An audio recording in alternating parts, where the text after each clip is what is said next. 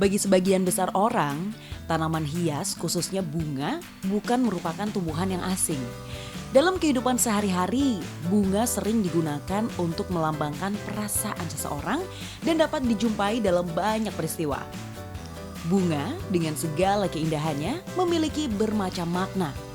Tidak hanya melambangkan rasa bahagia, bunga juga melambangkan ungkapan duka dan kesedihan.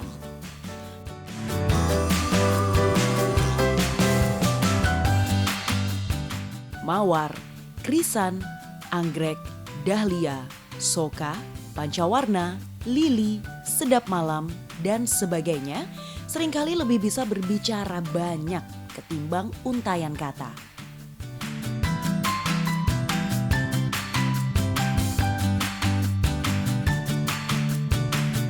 Sedulur Deso, salah satu lokasi sentra tanaman hias di Tawangmangu yaitu Dusun Nglurah.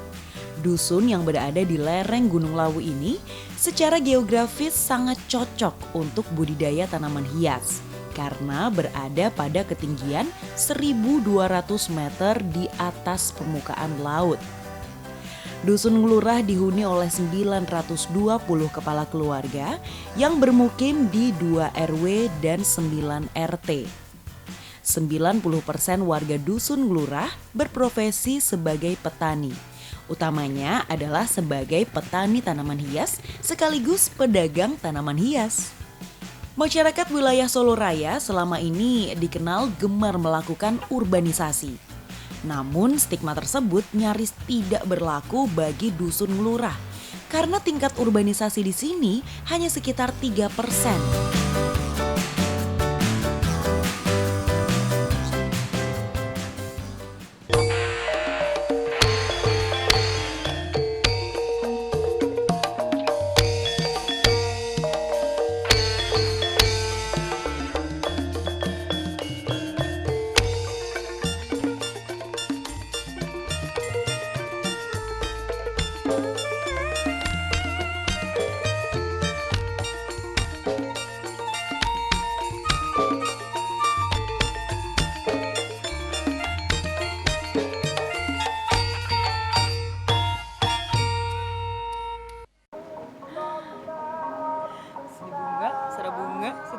Bunga.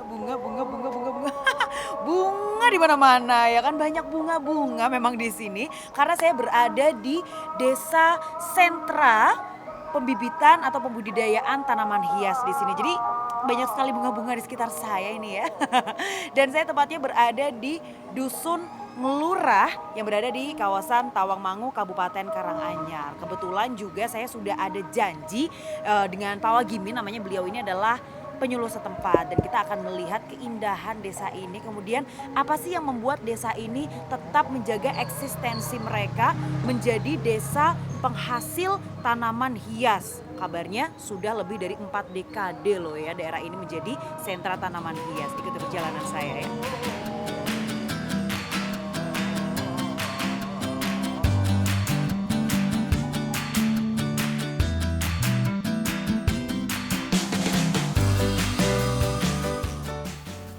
Dinginnya udara Dusun Nglurah tidak menghalangi warga untuk melakukan perubahan arah kehidupan.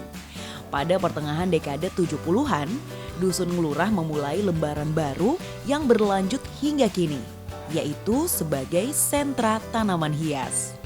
Sebelum tahun 1975, dusun ini lebih dikenal sebagai penghasil sayur mayur.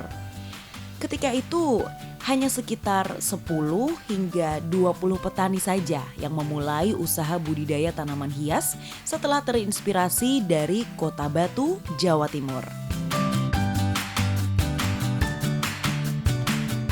Kini setelah 4 dekade, Nglurah dan Tawangmangu memiliki 3.000 petani tanaman hias dengan 40 jenis tanaman atau setara dengan yang beredar di pasaran.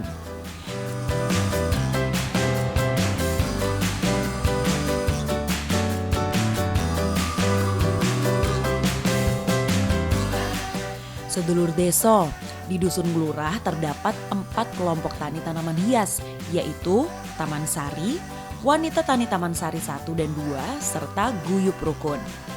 Banyaknya keuntungan dengan menjadi anggota kelompok menjadikan 4 kelompok tani di Dusun Nglurah masing-masing memiliki banyak anggota yang terjaga kekompakannya. Anggota kelompok tani tidak terbatas kaum pria, namun juga para wanita dari berbagai usia. Selain bertani, para ibu anggota kelompok tani juga menjual tanaman hias di kota-kota sekitar wilayah Soloraya. Konsep ini muncul sejak tahun 1989 setelah setahun sebelumnya pada tahun 1988 mereka mengikuti lomba klom pencapir tingkat nasional. Dari ajang tersebut muncullah kesadaran bahwa dengan sekaligus menjadi pedagang, maka keuntungan yang didapatkan petani bisa lebih cepat dan lebih besar jika dibandingkan dengan menjadi petani saja. Kesuksesan kelompok tani Dusun Nglurah berkat hasil bimbingan dari Wagimin, seorang mantri tani sekaligus perintis tanaman hias setempat. Selain budidaya tanaman hias, anggota kelompok wanita tani juga diajarkan 10 kemampuan kelompok tani.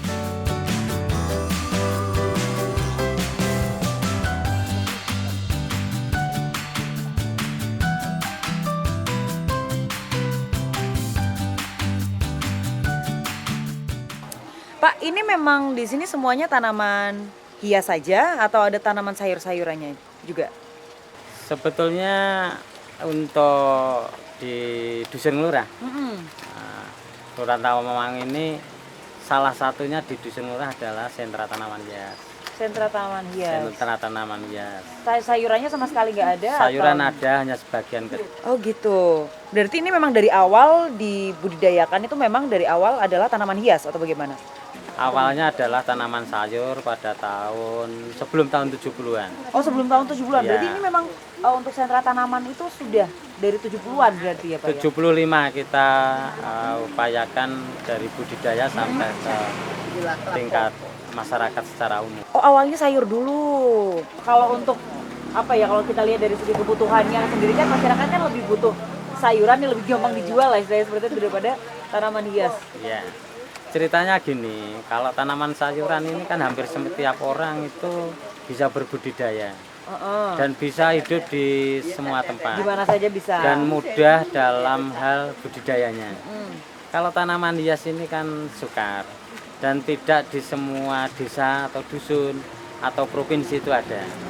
Sehingga kami terinspirasi dengan petani bagaimana kalau kita beralih ke komoditas tanaman hias.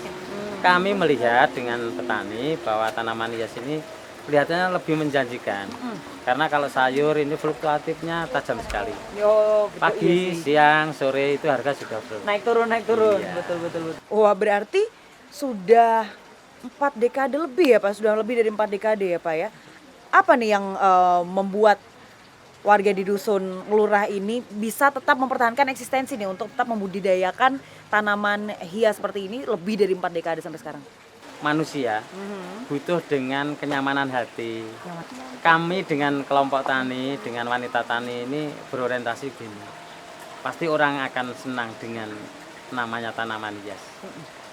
Karena apa? Sayur itu bisa dibuat tanaman hias, tapi kan konsumtif. Satu hari itu kan habis. Tapi kalau tanaman hias kan tidak. Bisa dimodifikasi dengan bentuk apapun. Betul, bisa dinikmati Kemudian setiap hari. harganya pun itu stabil. Justru ada kenaikan harga pada saat orang-orang itu lebih menyamankan hati. Namanya sehat itu kan tidak harus makan obat, tidak harus makan sayur. Benar. Tapi mata pun melihat satu tanaman yang bisa memberikan rasa nikmat di hati, inilah tanaman yang bisa mengobati kita.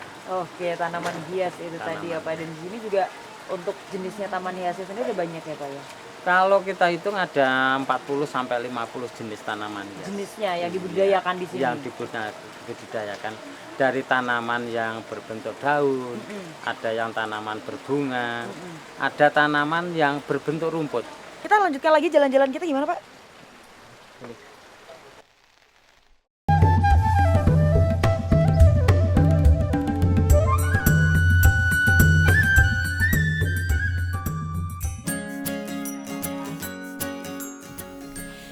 Sedulur Deso, kelompok tani Wanita Tani Taman Sari 1 dalam masa 9 tahun terakhir mengalami kemajuan yang cukup pesat.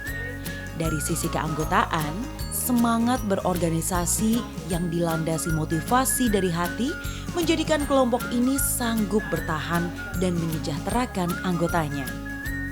Para pengurus dan anggota inti sangat antusias untuk ikut memajukan kesejahteraan warga dan anggota melalui pembahasan dalam pertemuan rutin. Hal inilah yang menjadikan Sekretariat Badan Koordinasi Penyuluhan Provinsi Jawa Tengah ikut memberikan perhatian khusus.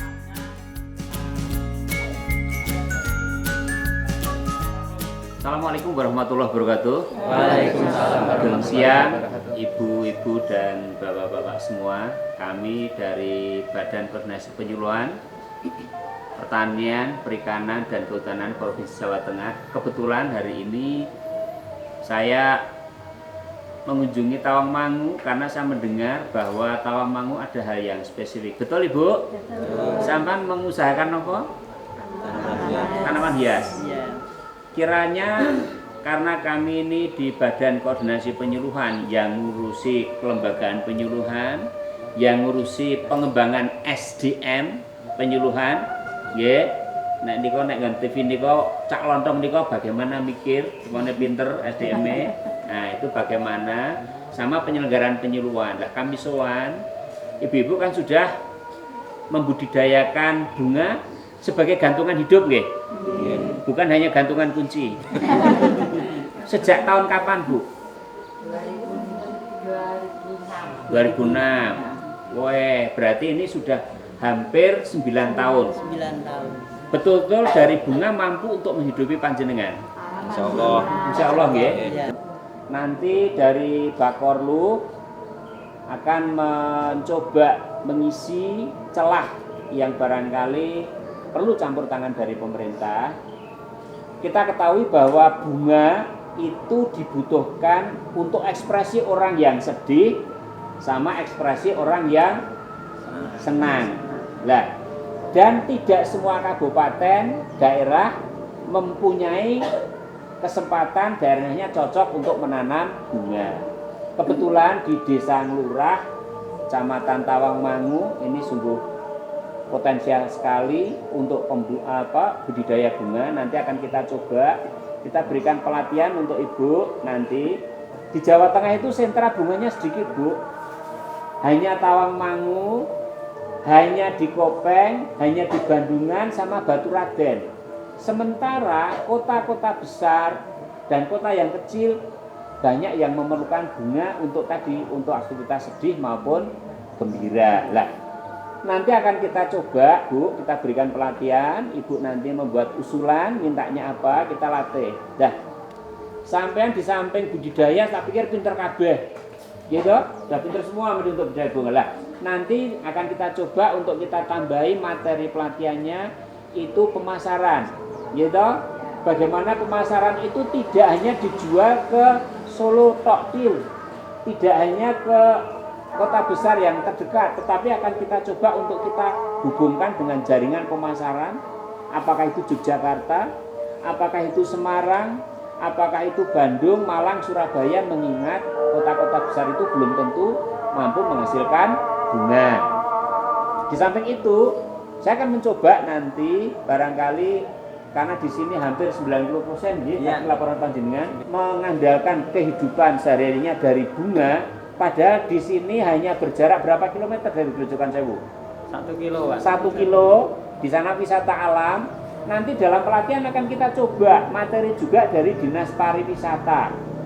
Jadi kalau nanti tentang pemasaran, biar diurus oleh dinas yang menangani pemasaran, yaitu Disperindak, Perdagangan, bagaimana marketing, bagaimana agar panjenengan tidak diombang-ambingkan oleh harga, oleh tengkulak, pengepul, ya. Kami dari Bakorlu, nanti jajaran Bakorlu barangkali bagaimana kelembagaan penyuluhan ini kuat. Materi penyuluhan yang lain dari Dinas Pariwisata nanti akan kita ajak ke sini untuk memberikan bagaimana kalau wisatawan itu tidak hanya lihat Grojogan Sewu, tetapi juga lihat bagaimana desa wisata berupa wisata budidaya bunga ini bisa menjadi salah satu titik kunjungan. Etok korak ditileki. Bisa ya? Dan itu cukup bagus toh? Ya. Nanti ya jojo diparani tibae kembangnya gurong pot. Harus kira-kira ya 2000 pot atau 20.000 pot ngaten. Lah, tadi mendengar laporan dari Pak Wagimit bahwa di sini ada banyak ya klaster atau komoditas lah. Orang itu sekarang memang berkeinginan untuk sehat, yaitu sayurannya apa-apa organik. Ibu-ibu dan bapak-bapak, 2 bulan yang lalu saya ke Bali, itu dibanding sana ke salah satu kabupaten namanya di Kintamani. Ternyata ada kelompok tani yang betul-betul organik. Saya baru tahu, sing jenenge orang asing itu yang namanya organik. Kalau sampai dengan bukan hanya masalah pupuknya, itu dihindari. Sampai dengan benihnya itu sudah tidak mau lagi menggunakan plastik. Polybag nggak mau. Luar biasa tau. Polybag itu diganti dengan hanya anyaman daunan, daun lontar, daun pisang. Sing pokoknya setelah 1 bulan itu rusak. Lah barangkali ini karena tuntutan zaman, barangkali nanti juga bisa ditindaklanjuti. Mungkin bukan hanya floriculture untuk bunga-bungaan, bukan hanya untuk sayuran organik, tapi di sini juga ada biofarmaka karena dekat dengan Balai Penelitian Tanaman Obat BPTO Tawangmangu, dan buah-buahan. Barangkali di sini sejak dulu itu yang namanya pisang Tawangmangu top top. Ya Allah, nanti petugas dari Bakollu nanti saya minta untuk ditindaklanjuti, segera diminta nanti dikolaborasikan dengan para petani pembudidaya bunga, apakah itu dari Tawangmangu, dari Bandungan, dari Kopeng, dari Baturaden, kumpul ke dadi siji dilatih. Ojo dilatih sulapan, tapi dilatih betul-betul bagaimana bunga itu bisa jadi duit. Nah, jenis sulapan toh. Nah, bagaimana bunga itu dilatih untuk bisa menghasilkan lebih lagi.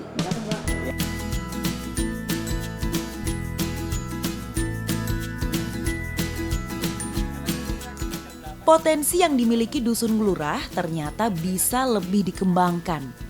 Dengan munculnya wacana untuk menjadi desa wisata, tentunya penataan dan pembenahan hal-hal terkait bisa menjadi agenda pembahasan bersama antara pemerintah desa bersama dengan kelompok tani dan warga.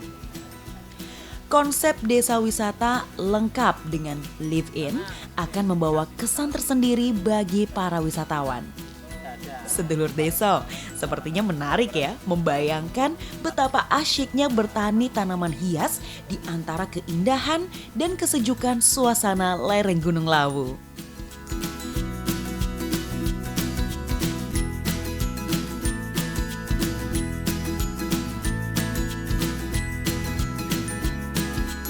Kelancaran penjualan itu kan selain petani kan ibu-ibu semua ini termasuk pedagang. Termasuk saya sendiri itu ya sok kadang-kadang bikin sendiri, dijual sendiri. Bapak sok kadang-kadang yang jualan di jauh, kalau ibu cuma di dekat-dekat sini. Sampai jauhnya sampai di mana? Luar Jawa. Kalau saya cuma di Klaten. Kalau saya di Klaten itu sudah 27 tahun jualan di Klaten. Masalah suka, seandainya itu belinya rendah nanti bisa jualnya bisa terlalu tinggi. Selain itu kadang-kadang ada pembeli yang dari luar kota masuk ke dalam petani. Di anggota kelompok tani saya yaitu sudah dapat pengalaman yaitu bisa nanam, bisa kulaan, bisa jual di rumah, yaitu 1 minggu itu 2 kali. Yang bisa dikembangkan yaitu masalah pedagang kan belinya segini, terus jualnya segini, untungnya kan kadang-kadang 2 kali lipat, 3 kali lipat gitu. Nah, kalau di pedagang di rumah sama-sama anggota harganya itu standar. Jadi untungnya itu yang banyak, kadang-kadang ada yang beli dari luar desa sini.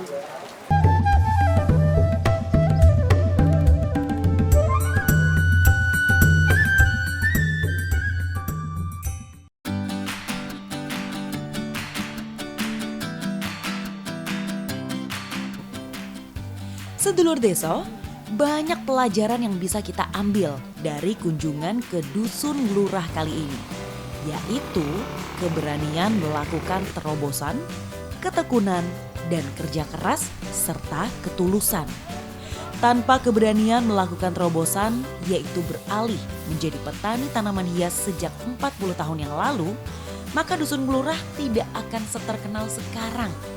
Ketekunan dan kerja keras perintis tanaman hias Dusun Lurah menjadi inspirasi bagi ribuan petani di wilayah Tawangmangu untuk menggeluti budidaya tanaman hias. Walaupun rata-rata petani hanya memiliki lahan sekitar 500 meter persegi, namun ternyata hasilnya luar biasa. Ketekunan dan kerja keras ribuan petani tanaman hias Tawangmangu kini mampu menjadikan kawasan ini sebagai salah satu sentra tanaman hias ternama di Jawa Tengah. Ketulusan bergabung dalam kelompok tani menjadi resep tambahan dalam memajukan desa. Kekuatan pada tingkat akar rumput produksi tanaman hias diharapkan mampu membantu stabilitas bisnis dan prospek tanaman hias. Berbagai persoalan terkait budidaya dan pemasaran bisa dicarikan solusi melalui pendampingan Mantri Tani dan penyuluh pertanian. Hal lain yang bisa menjadi pelajaran bersama yaitu konservasi lahan. Kabupaten Karanganyar termasuk salah satu wilayah rawan bencana tanah longsor di Jawa Tengah. Namun, ternyata kesadaran lingkungan warga Dusun Lurah sungguh luar biasa. Mereka tidak hanya membudidayakan tanaman hias saja, namun juga melakukan reboisasi hutan rakyat dan lahan milik negara dengan beberapa jenis tanaman keras. Pemasaran hasil tanaman hias Dusun Lurah paling dekat bisa dijumpai di Pasar Wisata Tawangmangu. Pasar ini sedikit berbeda dengan pasar lainnya karena secara khusus menyediakan los tanaman hias yang menyambut setiap pengunjung pasar.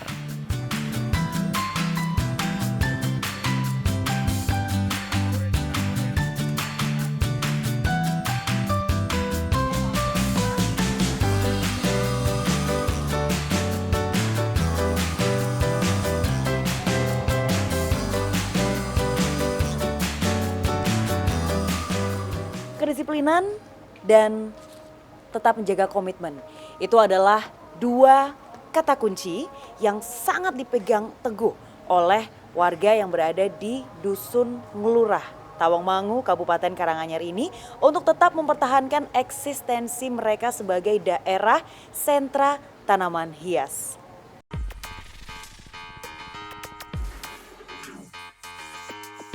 Dalam rangka melestarikan budidaya tanaman hias di kelompok tani yang tergabung dalam Gapotan Komoditas Tanaman Hias. Yang pertama, di sisi budidaya harus tepat.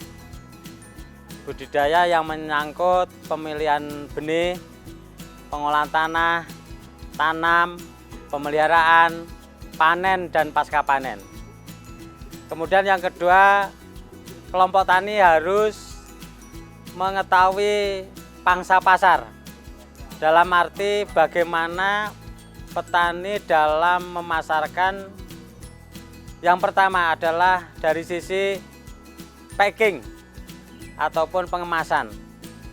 Nah, ini merupakan satu indikator para konsumen untuk bisa berminat membeli atau mengkonsumsi. Yang ketiga adalah tepat sasaran dalam arti konsumen ingin merespon produk-produk tanaman hias yang bisa memberikan rasa nyaman di hati para konsumen. Dalam arti umum bahwa untuk melangkah ke arah lestarinya budidaya tanaman hias harus diperlukan kedisiplinan dari petani itu sendiri. Tanpa kedisiplinan petani tidak akan bisa memberikan tingkat ekonomi yang lebih memuaskan. Karena apa? Tanaman hias bukan hanya karena tanaman itu yang berbentuk berbunga, tapi daun maupun rumput pun akan menjadi satu tanaman hias yang bisa memberikan rasa nyaman bagi konsumen. Tanaman hias juga merupakan obat bagi para konsumen. Karena apa? Tanaman hias selama ini packingnya bagus, kita melihat senang. Berarti kalau kita punya sakit mata, akan bisa menyembuhkan mata kita sendiri.